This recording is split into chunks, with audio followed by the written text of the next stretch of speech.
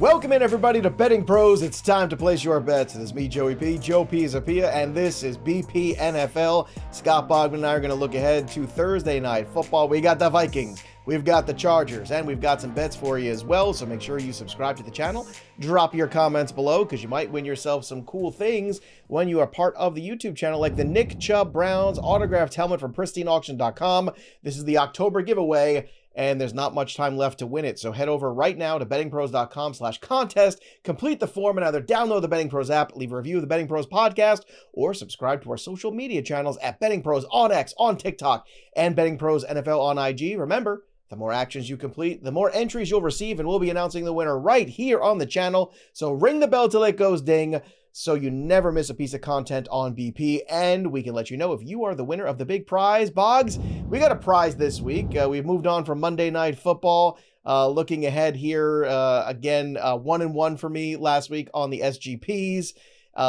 For you, 3-2 last week on the Monday night games, and then 3-0 on Houston or on Detroit, Tampa Bay, and then 0-2. True. On the Seattle-Houston game. You don't have to bet both games, Boggs. It's not in your contract. I just want you to know. You can. Yeah, but I mean, I guarantee you. So I was doing a show with Fitzy yesterday, and he was bragging about his props record.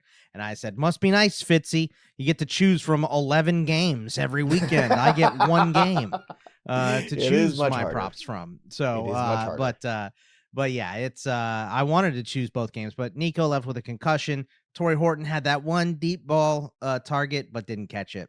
So, but my other three, all on the Tampa Bay game, got all three above 500. That's what you want to be here. And as we turn the page to look at this game, here is the tail of the tape at Betting Pros on the consensus line. You got Minnesota at 3-3 right now, plus 3.5 at -112. That's the best number you're getting. The Chargers coming off a loss as well. They are now 4-3, -3 at home. Again, we put home in air quotes because it's not much of a home field advantage necessarily. Just don't have to travel. That's all for the Chargers here. Over 42.5 here. Under 45 is the number here. Plus 170 on the money line for the Minnesota Vikings, -170. Now, Boggs, the last couple weeks here on Thursday Night Football, Joey P's been pretty hot. We talked about the Giants covering. Well, they won outright. We talked about the last week with another in-division game there between two teams that shall remain nameless because I don't want to upset you at the top of the show again. But not only did that team cover, but they also won outright. This is a horse of a different color. This is different. This is an out-of-conference game. And the Chargers are not going anywhere. They're at home. I like the Chargers here on this one. I don't love it. I like it. To me, the best bet is the over 42.5. That's where I want to live, and that's the best consensus line I'm finding. But if I'm leaning towards a side, the side would be the Chargers in this one.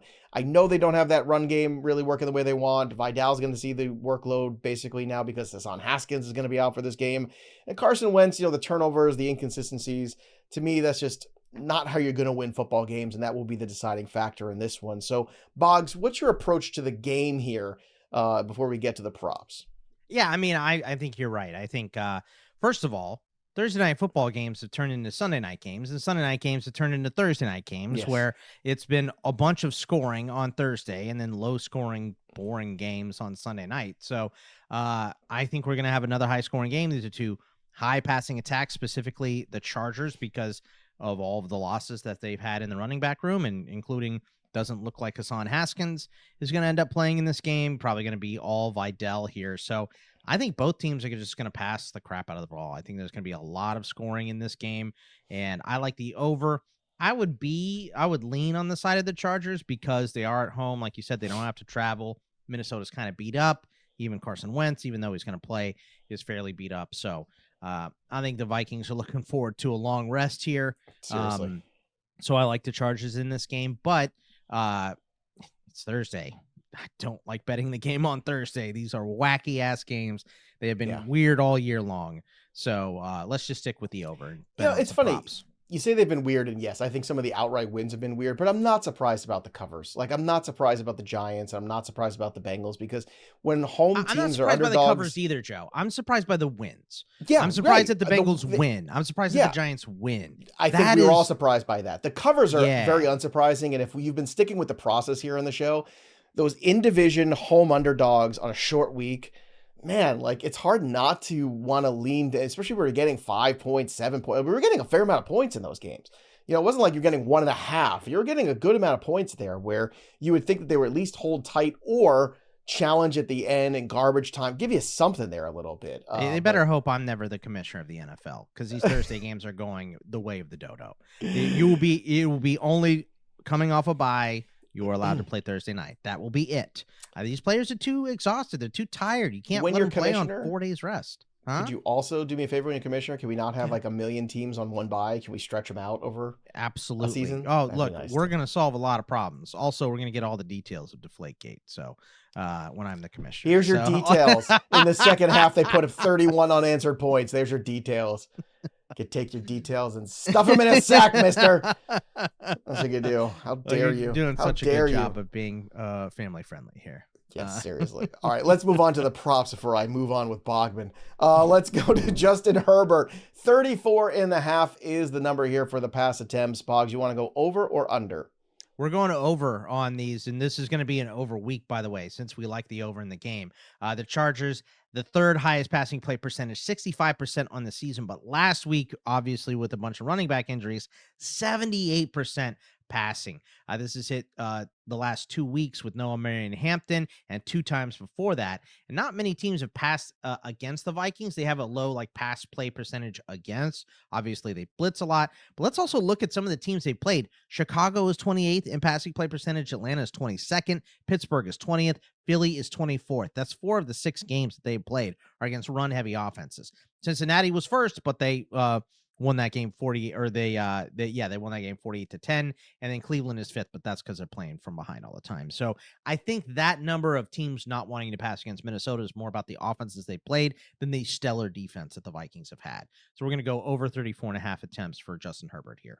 All right, one of the new favorite targets, Oronde Gadsden the second. I'm old enough to remember his daddy when he played in the NFL too. Yeah, running back for the Dolphins, right? That's right, yeah. Oronde Gadsden has been a guy's seen a lot more work. I know last week was a lot of work, but the week before too, he was still in there working pretty hard in that game against the Miami Dolphins. And now, considering that run game is getting very thin, I do believe I'm with you in terms of Justin Herbert continuing to have to throw the football. I have a different approach than you do.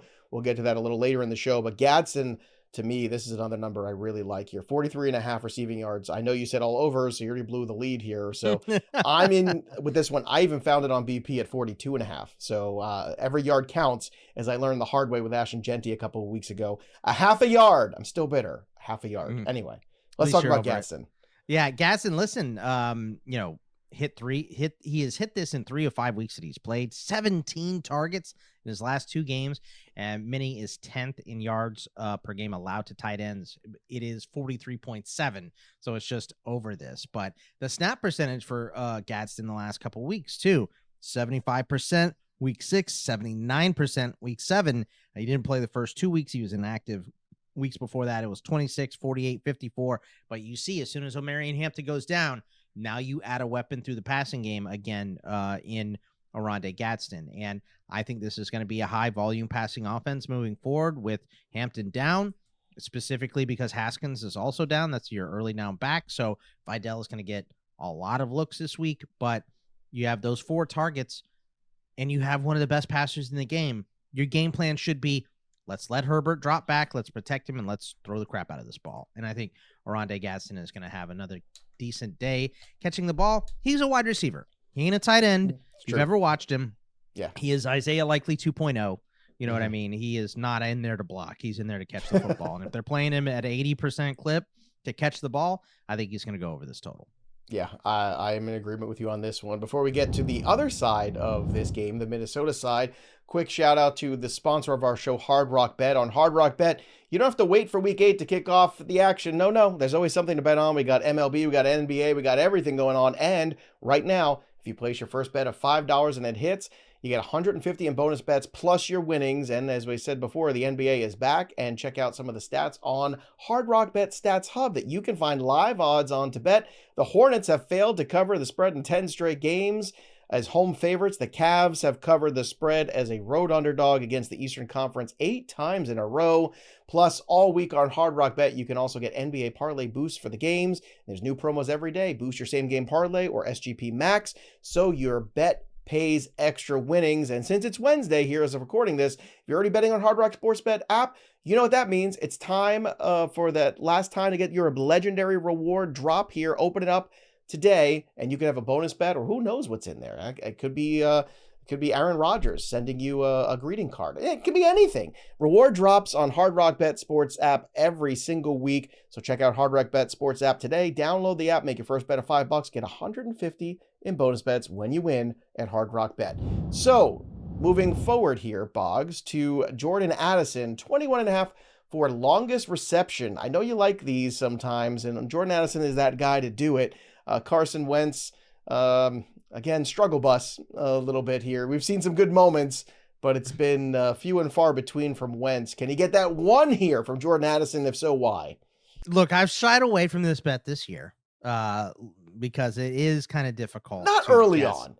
I feel like in September-ish, there was a couple, and then I think the first 2 weeks I might have had two. I didn't hit either one, and I kind of gave that one up. So now we're back in. Yeah. Okay. But we're back in on this one. First of all, when I was looking for some of these props, not a lot available because we just didn't know. There's still no rushing props available for the Vikings as we're recording this because Aaron Jones is a maybe. We just got some for Vidal. Just don't really like them against the Chargers run D here. So we're going to go over 21.5 for the longest reception for Addison. He's hit this in 2 of his last 3 games, obviously the suspension, but he hit this in 7 games last year. And the Chargers in particular have given up some big receptions this year.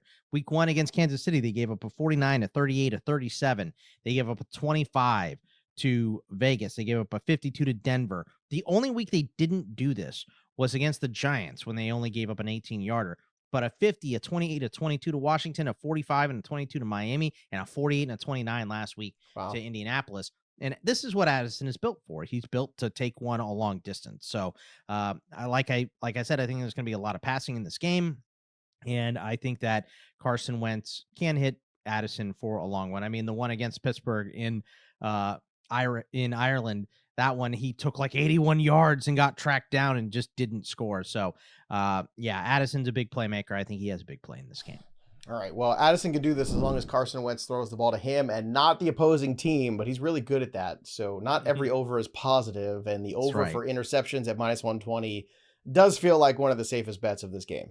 I couldn't believe this. I like double, triple checked it. All right. And I was like, okay, well, let's go ahead and bet it then. Because he's thrown 4 interceptions in the last 3 games, and the Chargers have 6 picks this year. So, a Thursday night when he's kind of beat up, he doesn't want to get hit, probably throws that ball a little too quick on occasion. Yeah, I think Wentz is good for at least 1 interception. So I really like this bet. He's always good for an interception. He's Carson Wentz. Speaking of Wentz, we'll wrap up the props here with one more Wentz prop here. 32.5 passing attempts. So you're going over on this one. Let's talk about the shape of this game and why this one's an over. Yeah, I mean, look, he started in 4 games. This is hit in 3. And the only game that this did not hit in for Carson Wentz was the game where they won 48-10 against Cincinnati because no Joe Burrow and Jake Browning was a complete joke, right? Every other 1-score game, he has hit this. So I think in a field goal spread game here against the Chargers, I think he's going to hit this. I think our biggest issue with him being under this is him staying upright. If the Chargers hit him a couple more times, he's kind of questionable going into this game. Fitzy and I were talking about former Minnesota Gopher Max Brosmer possibly taking the reins in this game at some point. I just don't think you want to go down to your 3rd string rookie QB who was undrafted. That's rough. I think, as long as you can tape and paste and, put him back together again, Humpty Dumpty here, Carson Wentz, I think he's going to stay on the field. So I think he's going to have to sling the ball because I think the Chargers win this game. I think they're going to have to play from behind, and that's what this offense is anyway. You look at all the weapons. You want to pass the ball. You want to throw the ball to Jefferson, Hawkinson, Addison. You want to get the ball to these weapons. They're still going to have to pass it a bunch. I feel like the Brosmer discussion is you still trying to somehow troll me about Tom Brady because wasn't he having brunch with Giselle Bundchen a couple weeks ago? No, I have no idea. You didn't see this? Oh, No. yeah. Oh, yeah. It was tabloid speculation about him having brunch with Giselle Bundchen. The two were Brady or No, Brosmer? Brosmer. And What? they were photographed in early October in 2025, but they have no official announcements or confirmations about a relationship. Man, are you So reading The Onion? I'm not. Is this a real thing? It was Then put something it in that the was private around chat. I don't believe it. before. Look, I'm telling you, it was there. I'm telling you, I saw it a couple weeks ago. That's This how guy's I been even making was. stuff up. I'm not making it up. Everybody, chat, drop it in there. Tell them I'm not making it up. All right, let's move on here to the same game parlays. Before we do, quick reminder too: if you're looking to bet your props, use the prop bet cheat sheet, one of the many tools at BettingPros. Download the app right now for free. That's what you do. And after you download it, you can always get advice from all the different tools we have on the app there. But the prop bet cheat sheet is that specific tool here where you can see the fantasy projections across from the Vegas projections on these lines, and then the best place to bet them. And that is what it's all about. So again, whether it's passing, rushing, receiving, prop bet cheat sheet, invaluable in terms of betting these props. I hope you're using it. We use it here on the program. All of us here at work use it. And you should be using it too. Don't be a tool. Use the tools. All right, SG Joey P. I got one last week, so I'm back on the board. Real quick, Joe. Yeah. All I see from this thing you sent me is from the sports memery, Grandpa. I'm pretty sure you got It is such a joke. It is. Yeah, okay. This guy. Teasing. I was like, what is happening right now? It was funny. It's a pretty good joke. It was, and I had seen it go, and I had seen it a couple weeks ago going, oh my God, what is this? And I was like, oh, okay, it's like this meme thing. As if Tom Brady cares. Like, I mean, as if he would care. But it was just funny because you brought him up, and that was just a Tom Brady thing a couple weeks ago. Like, you missed this? You're the meme king. How did you miss this? I am, but I mean, I think they've got me before, so I don't think I follow them anymore. I don't want to be old. I got you on the show today. So. That's all that matters. I sold it pretty good. All right, so I got back on the board. Very good last Thursday, so that was great. Jamar Chase, way to go. Good job, buddy. Yeah, not a bad choice. Just pick not Jamar a bad choice. Unfortunately, Monday Night Football did not work out for me. So we're back to the lab here. I'm going to go over 251.5 passing yards for Justin Herbert. Let's lock that one in here. Again, when it comes to Justin Herbert, you see the last 2 weeks, he's crushed this number. And the reason is, I just think that run game is not what it used to be. You have the tackles out. You have all these issues going on right now. Vidal is fine. But at the same time, I think Herbert has to throw the football here in 251.5. Although a high number, I think is one that's very gettable for him. Along with that, Oronde Gadsden, I'm over the 42.5 with him as well. And I'm also over on the 44.5 on the total of this game. You put those three things together, you get plus 310. So fingers crossed we get another SG Joey P this week, which brings us to our touchdown calls. And if I'm in on Gadsden, I might as well be all the way in. Plus 190 for him to score a touchdown. I really like this one here against the Minnesota Vikings. Boggs, where are you going for your touchdown call for Thursday Night Football? I'm annoyed by all these odds from the touchdown calls. Like, you can't get plus 200 for Oronde Gadsden. You're barely getting plus 200 for Jordan Addison. I think these are ridiculous. Doesn't that numbers. Tell you something? It tells you that they think it's going to be an over. Now, the same thing they told us on Monday against the Tampa Lions game there, where 6 guys were in the minus for touchdowns, and it didn't come in, right? The under ended up playing in that one, so it makes me a little annoyed. I'm a little frustrated, but I'm going to stick with process and think that was just Mike Evans got hurt, air went out of the balloon, the defensive game plan. Look, I got to give them credit. The DC has been doing a great job in Detroit. He had a great game plan against Lamar a couple weeks ago in Baltimore. Great game plan against Baker Mayfield. Very impressive stuff there. So Kelvin Shepard. Yeah. And Shepard should, look, Shepard should be very happy because, Aaron Glenn, certainly would like to have that job back, I think, right about now. I can tell you. But you're right. Like, when you see all these minus numbers, these tough touchdown numbers, it's telling you they think there's going to be a lot of scoring in this game. And that did not happen Monday, but I'm going to bet on the over still regardless here and stick with the process. I like the over as well, but Justin Herbert is plus 550. Hasn't scored yet this year, but you are missing your early down thumper back in Hassan Haskins. Maybe he runs one in. Like, if all of these odds are not good, then let's just go with a long shot and see if we can, get a nice bonus here, plus 550. It's plus 1,000 for Wentz. He's so beat up. I don't think you want him running near the goal line, but also not impossible. I mean, the dude is a big goofball. He could easily scramble for one. So, I think Herbert, I think you should run Herbert more. I know he's kind of been, fragile in his career, if we're saying it nicely. So maybe they don't want to do that. But plus 550, I just think it's a much better number than the rest of these guys, even though those guys are more likely to score. I'll take a risk. I'll throw a low end, quarter unit, half unit on this or whatever. All right, everybody. Remember, all this information we're giving, go to bettingpros.com/parlay, use the same game parlay builder tool, or just download the app, and that way you can put some of these touchdowns along with some of these yardage totals, the overs, the unders, everything there that correlates. Use the SGP tool to help you get your favorite parlay for Thursday Night Football. And of course, don't forget, subscribe to the channel and download the Hard Rock Sportsbook app right now and bet $5, get 150 in bonus bets when you win. That'll do it for us, but the story of the game goes on. For Scott Bogman, I'm Joey P. We'll see you next time, kids. Enjoy your Thursday Night Football. See you.